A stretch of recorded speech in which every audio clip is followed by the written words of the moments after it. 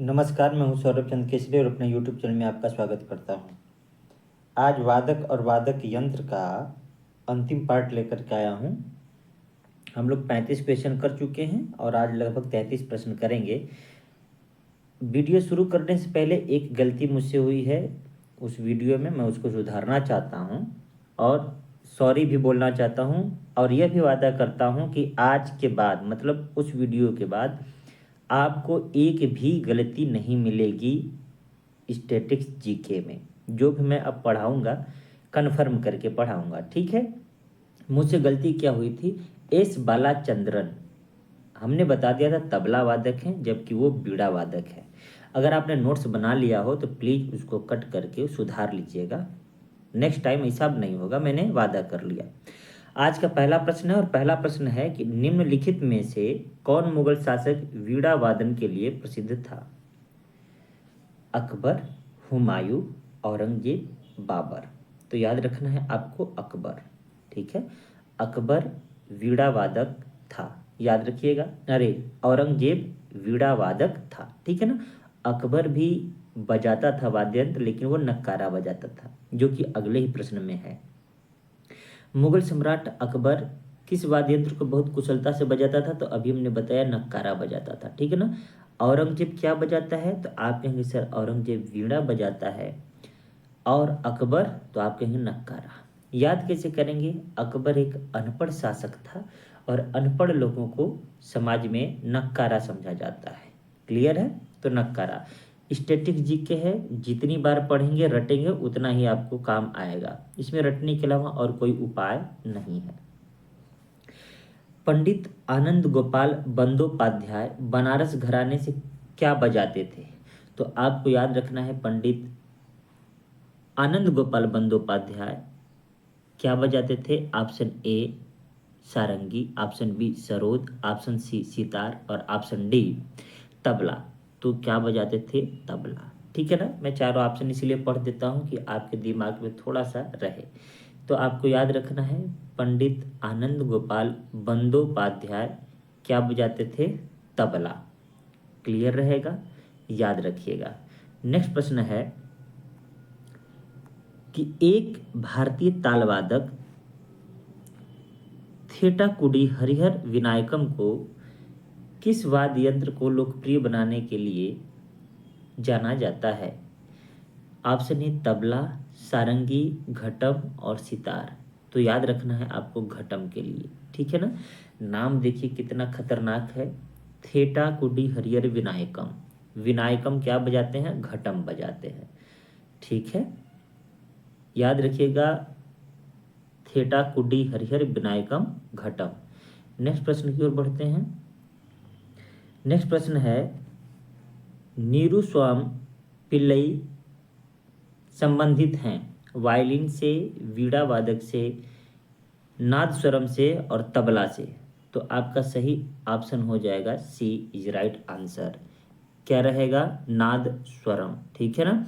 अब याद रखिएगा ये एक नीरू स्वामी है ना, ये स्वाम लिखा है लेकिन ये नीरू स्वामी है। एक और आपको पिल्लई साहब मिलेंगे तो कंफ्यूज मत होइएगा, मैं वहाँ पर आपका रिवीजन करा दूंगा। देखिए रिपीटेड क्वेश्चन जो मुझसे गलती हुआ था वो आ गया। एस बाला चंद्रन किस वाद्य यंत्र से है? तो मेरे मित्र यहाँ पर वीणा है, ठीक है ना। तबला ऑप्शन में ही नहीं दिया है, तो एक गलती हो गई थी।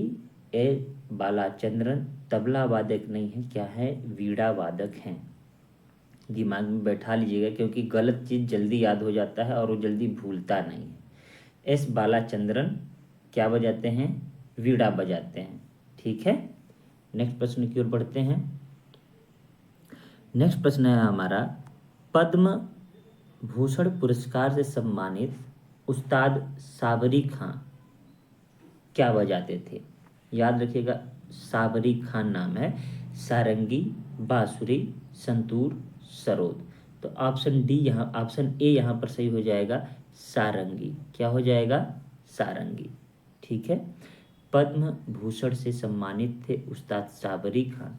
देखिए सा से साबरी और सा से सारंगी, याद रखिए दोनों में सा है। साबरी सारंगी क्या है? साबरी सारंगी, याद रह जाएगा।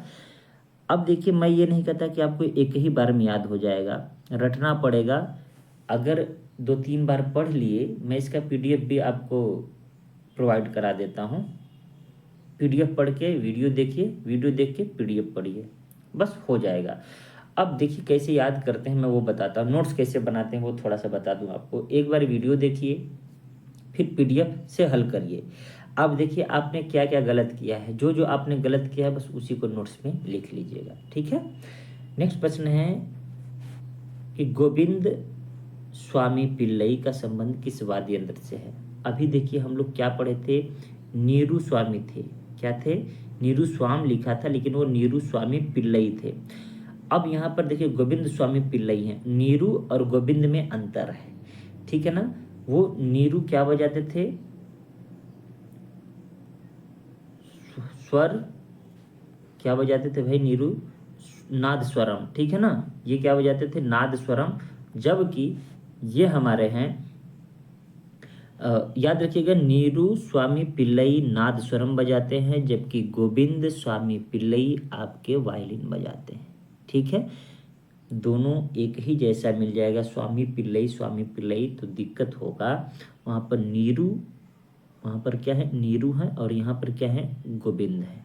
नीरू क्या बजाते थे, नाद स्वरम बजाते थे, नाद स्वरम, ठीक है ना।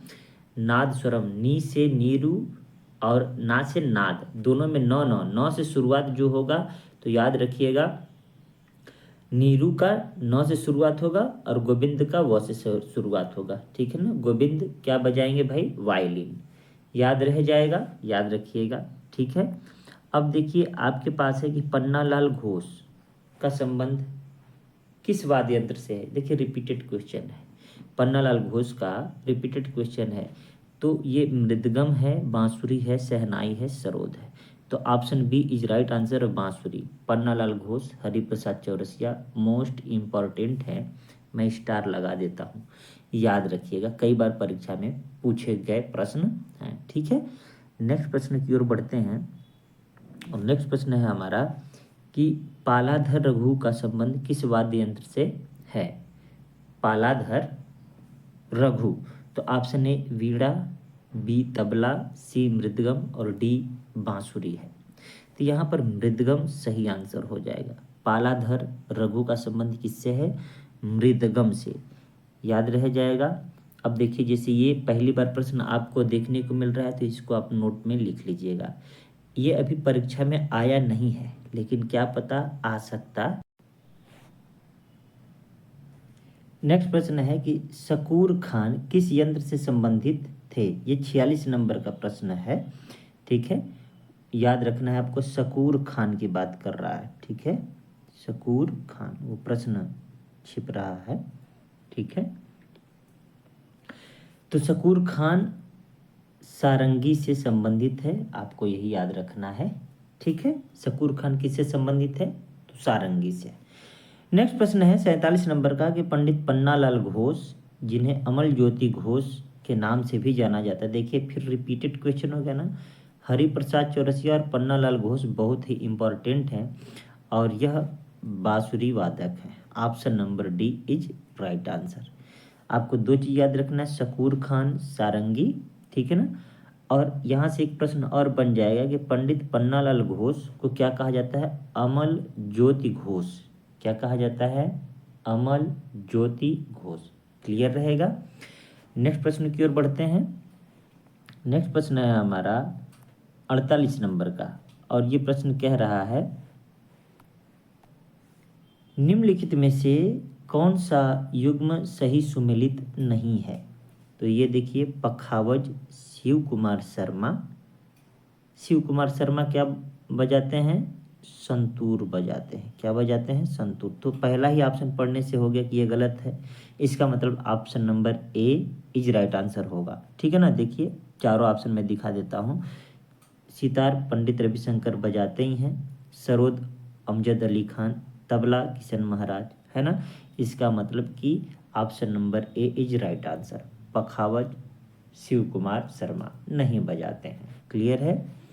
आगे का प्रश्न है, आगे का प्रश्न बोलता है पद्म विभूषण से सम्मानित उमयालपुरम के शिवरामन एक वादक थे। नाम देखिए कितना टेढ़ा लग रहा है।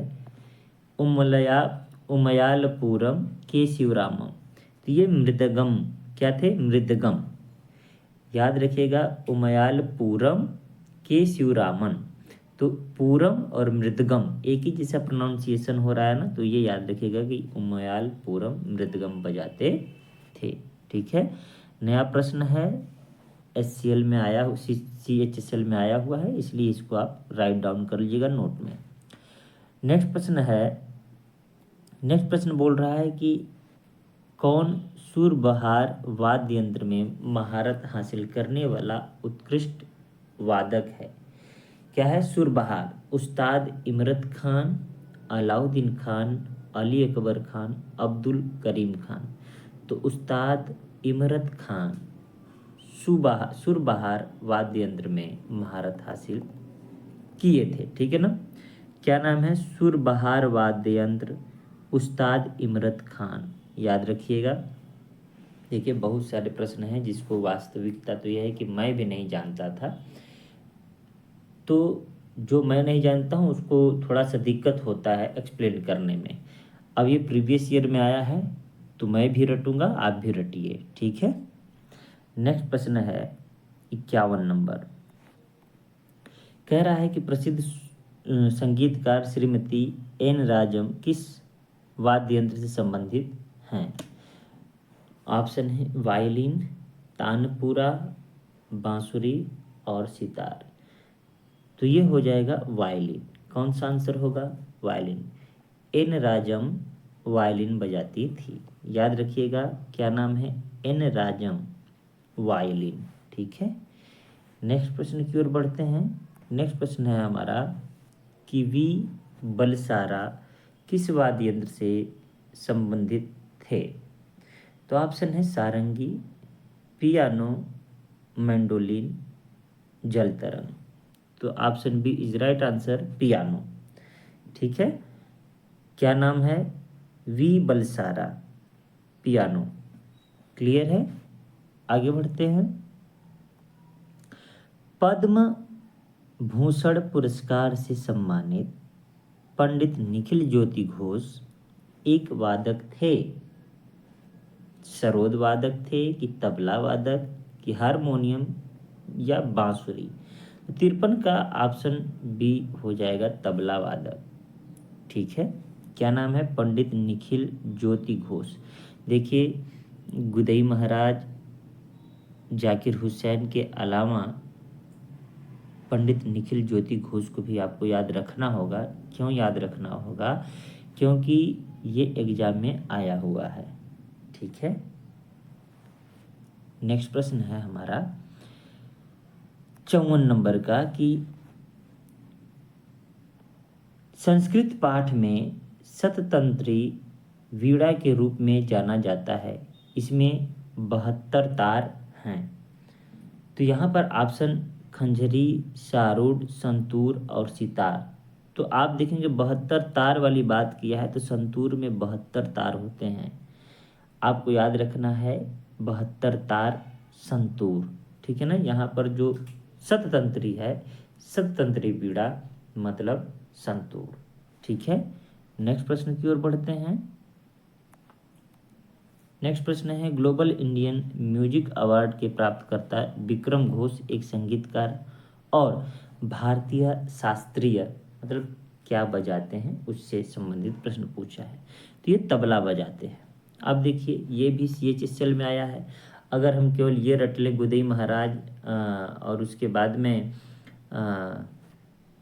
जाकिर हुसैन को, तो निश्चित रूप से आएगा नहीं हम लोगों को प्रश्न, क्योंकि यहाँ पर देख रहे हैं कि विक्रम घोष भी तबला वादक है कि नहीं। तो जो जो नया प्रश्न मिल रहा है उसको आपको लिखना पड़ेगा। ठीक है, तो तबला वादक है। क्लियर है, आगे बढ़ते हैं। नेक्स्ट प्रश्न की ओर बढ़ते हैं। नेक्स्ट प्रश्न कह रहा है कि राजीव जनार्दन इमदाद खानी घराने के एक भारतीय शास्त्रीय वादक हैं। Option A tabla, option B bansuri, option C harmonium, option D sitar.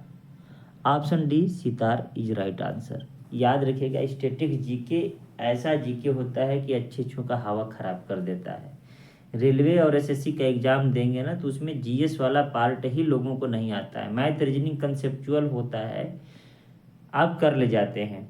यहाँ तक कि हिस्ट्री जियोग्राफी एंड पॉलिटी भी अगर आप करते हैं तो कंसेप्चुअल होता है, आप पढ़ करके कर ले जाते हैं। लेकिन ये रटने वाला है, तो रटिए, प्रीवियस ईयर ही इसलिए मैं करा दे रहा हूँ। ठीक है, तो 56 का आंसर हो जाएगा डी सितार वादक। कौन? राजीव जनार्दन। नेक्स्ट प्रश्न है कि इनमें कौन सा वायु संगीतक वाद्य यंत्र नहीं है? वायु का मतलब सुशीर, मतलब जिसको फूंक मार के बजाया जाता है। यह है खोल, शहनाई, सेक्सोफोन एंड तुरही। नाम भी ऐसा ऐसा है कि हम लोग पहली बार सुन रहे हैं, है कि नहीं? शहनाई को तो फूंक मार करके करते हैं, सभी को पता ही है। अब सेक्सोफोन नया वाद्य यंत्र है, पता ही नहीं है, लेकिन ये इसका ऑप्शन क्या है? खोल। ठीक है ना, आंसर में क्या दिया है? खोल। खोल एक वाद्य यंत्र है, ये जो है फूंक मार करके नहीं बजाया जाता, याद रखिएगा। ठीक है, देखिए मैं क्या करता हूँ, टाइम का अभाव है, वरना मैं खुद इसको जितना भी क्वेश्चन है, क्वेश्चन को देखता, इस पर रिसर्च करता, गूगल वगैरह देखता, फिर पढ़ाता। लेकिन आप मेरी पीड़ा को समझ सकते हैं कि समय का इतना अभाव है कि मैं 100% नहीं दे पा रहा हूँ, और ये मेरा सब्जेक्ट भी नहीं रहा है कभी। इसके वजह से अगर मैं साइंस पढ़ाऊँ ना, चाहे फिजिक्स, चाहे केमिस्ट्री, चाहे बायोलॉजी, तो मुझे ज़रूरत नहीं पड़ता है पढ़ने का। मैं चाहूँ तो बस नोट्स बनाऊँ, तुरंत पढ़ाना शुरू कर दूँ। ठीक है ना, लेकिन इसमें आपको मैनेज करना पड़ेगा। ठीक है, नेक्स्ट प्रश्न है। नेक्स्ट प्रश्न बोल रहा है, निम्नलिखित में से कौन प्रसिद्ध वायलिन वादक हैं? सज्जाद हुसैन, अनुष्का शंकर, कृष्णा आर चौधर और नागाई आर मुरलीधरन। तो 58 नंबर का आंसर हो जाएगा नागाई आर मुरलीधरन। ठीक है, ये क्या बजाते हैं? वायलिन बजाते हैं। ये भी देखिए एसएससी सीएचएसएल में आया हुआ है। नेक्स्ट प्रश्न की ओर बढ़ते हैं। नेक्स्ट प्रश्न है, भारत के एक प्रसिद्ध संगीतकार उस्ताद अमजद अली खान को, अब ये देखिए रटा रटाया है इसलिए नहीं पढ़ा रहा हूँ, सरोद वादक है।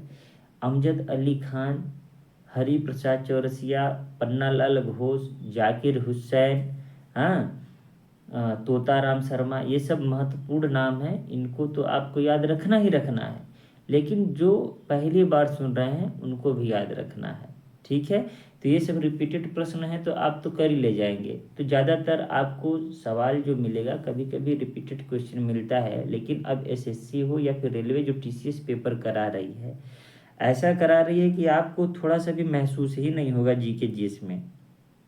मैथ रीजनिंग में तो फिर भी चल जाएगा। चलिए नेक्स्ट प्रश्न की ओर बढ़ते हैं।